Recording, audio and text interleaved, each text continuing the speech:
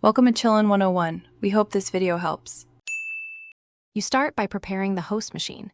Install Ultravnc server and run it as administrator. Once done, set a strong VNC password and enable authentication mode so only you connect.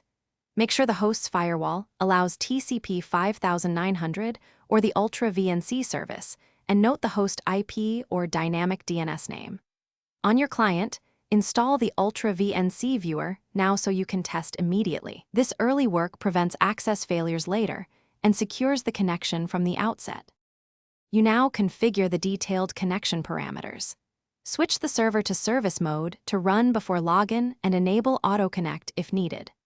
Once configured, decide how you'll traverse networks, set router port forwarding for TCP 5900 and any repeater settings, or deploy Ultravnc repeater for simpler NAT traversal. Make sure encryption plugins are active and adjust scaling and clipboard options so remote control feels responsive. Test a local connection. First, you finish by launching the Ultravnc viewer, entering the host IP and port, then authenticating. Choose full control or view only depending on the task. If you can't connect, immediately check the host service status and Windows firewall rules, confirm router NAT or port forward entries, and inspect Ultravnc logs for errors.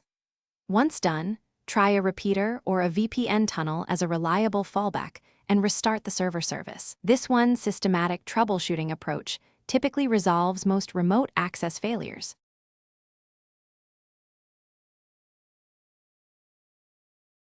Thanks for watching. Consider subscribing if we helped you.